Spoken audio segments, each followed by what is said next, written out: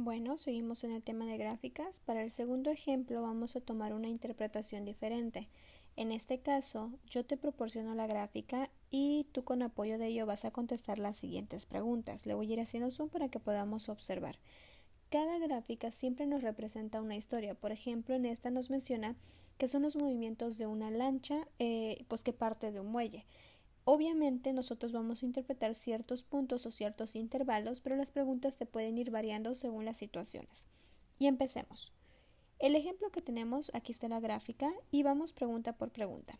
La primera te dice, ¿cuánto tiempo permanece detenida la lancha? Para poder identificar esto, primero tienes que saber cómo van las líneas para saber si está detenido, si está en movimiento o qué es lo que procede. Acuérdate que al principio vimos tres líneas. Si la línea iba hacia arriba, habíamos comentado que se trata de un movimiento acelerado.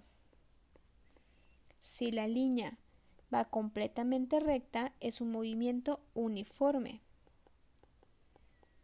Y por lo contrario, si la línea va hacia abajo, es un movimiento desacelerado. Ya que tienes en cuenta estos tres movimientos, que son los que se te presentan en las gráficas, tú tienes que enfocarte a las líneas uniformes cuando te dicen que algo se detuvo. Siempre que tú veas una línea uniforme, el objeto del que se está refiriendo significa que está en reposo, que no se mueve.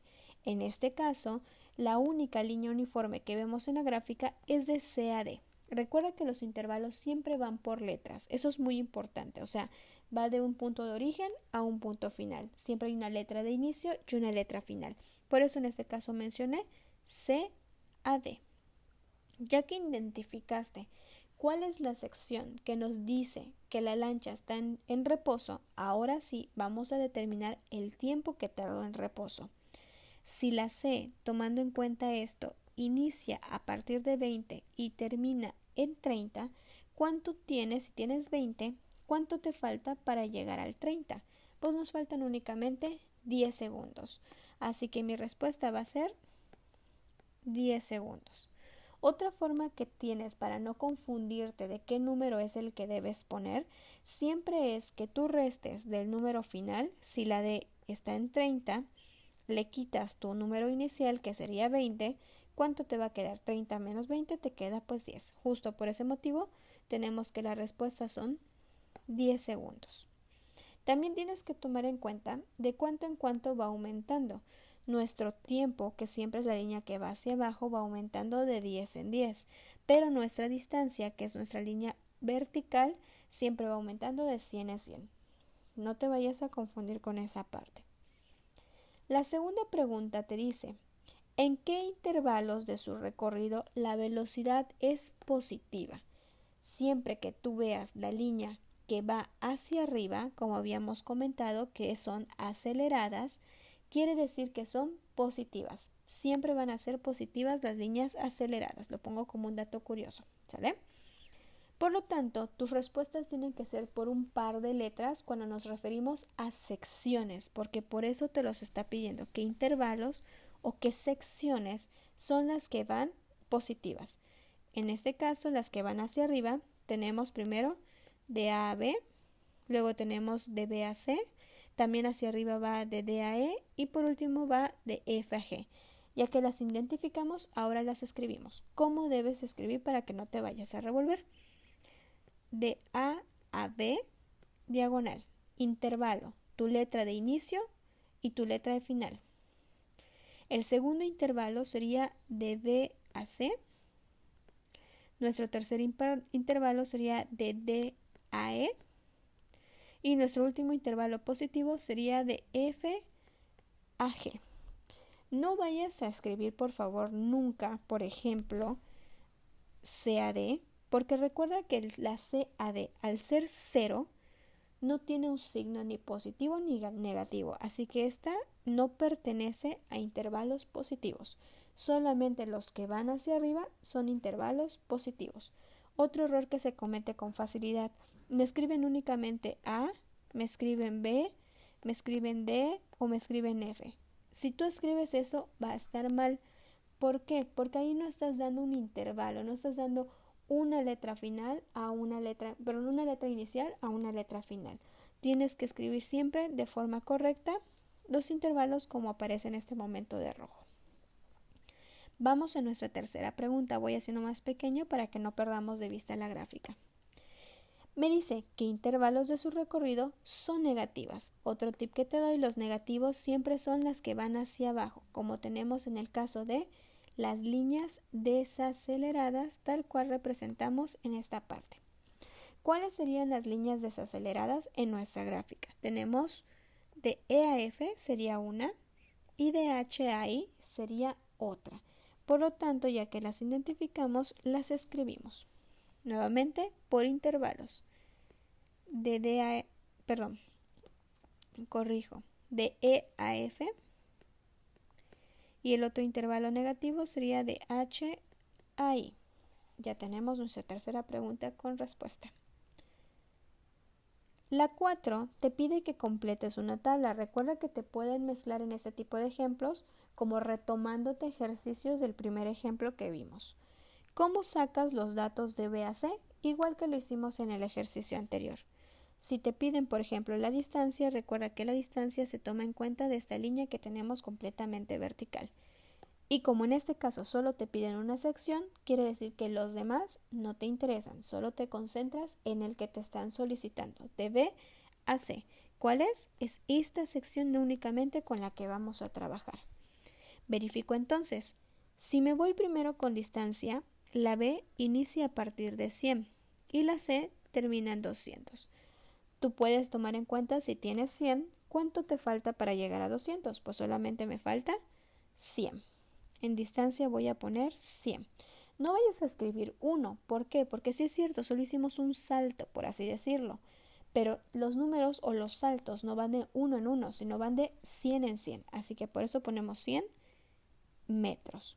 Otra forma de tener ese 100, acuérdate, es como hicimos hace un momento al contestar la pregunta número 1. Si tú tienes tu número final, que sería 200, le restas 100, ¿cuánto te queda? Te queda 100. Justo por eso tenemos que son los 100 de la distancia. Para calcular el tiempo, también recuerda que el tiempo lo tomamos con la línea completamente horizontal. Nuevamente partimos de B a C. Nuestra línea B empieza a partir de 10 y nuestra C en 20. Si tienes 10, ¿cuánto te falta para llegar a 20? Pues te faltan 10. Entonces escribes 10 segundos. Recuerda que las unidades siempre te las dan dentro de los paréntesis correspondientes.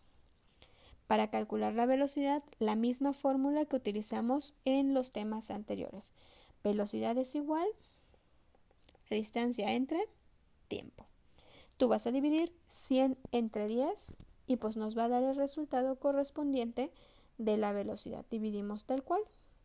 100 entre 10. Ahí va un momento. Que nos daría justamente 10. Lo escribimos. 10 metros sobre segundos. Interpretación. Como la línea va hacia arriba de B a C, tal cual te puedes dar cuenta aquí. Justo por eso nuestra interpretación va a ser acelerado. Y nos falta una última pregunta.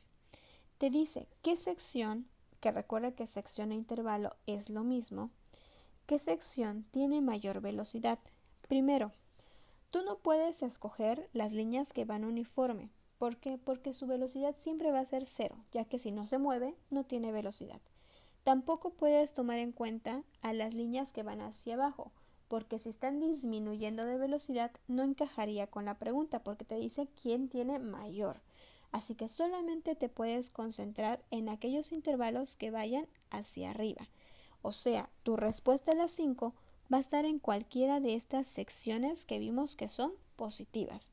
Tienes dos opciones para poder calcular la velocidad.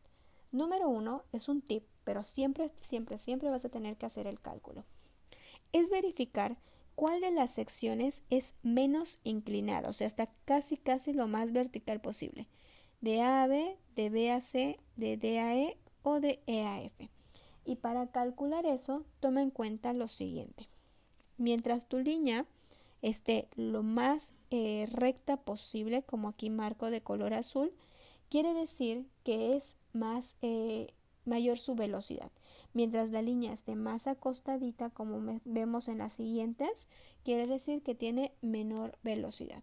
Pero a final de cuentas, la mejor forma de saberlo es hacer tus operaciones. Si tomamos en cuenta este resultado, de A a B sería 100 metros entre 10 segundos. De A a B nos daría, voy a borrar por acá para que tenga espacio y puedas observar. En los espacios que tengo libre, aquí voy escribiendo. De A a B, ¿cuál sería la velocidad? Me da que son 100 metros en la distancia y el tiempo me da que son 10 segundos. Si yo divido 100 entre 10, me va a dar 10 metros sobre segundos. Tengo mi primer resultado de A a B. Tengo que sacar también de B a C. De B a C me dice también que recorre nuevamente 100 metros en 10 segundos. Hasta ahorita van empatados. Tengo otra sección de D a E. Lo voy a escribir acá arriba, de D a E.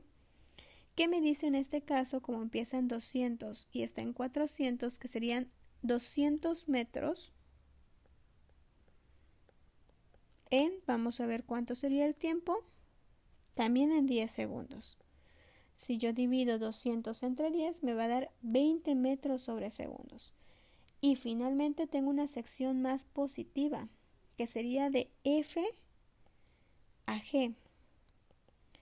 La F me dice que en este caso inician 100 y terminan 500, por lo tanto serían 400 metros entre 10 segundos. Divido, me va a dar 40 metros sobre segundos. Ya que saqué las velocidades de las posibles respuestas, ahora veo cuál es el número más grande de velocidad. Pues aquí tenemos a mi resultado ganador de F a G. Por lo tanto, tu respuesta correcta a la pregunta 5 debe ser de F a G, porque recorrió mayor distancia en menor cantidad de tiempo en comparación con los otros ejercicios. Y así podemos obtener la respuesta. Espero que ese segundo ejemplo también te sea de utilidad.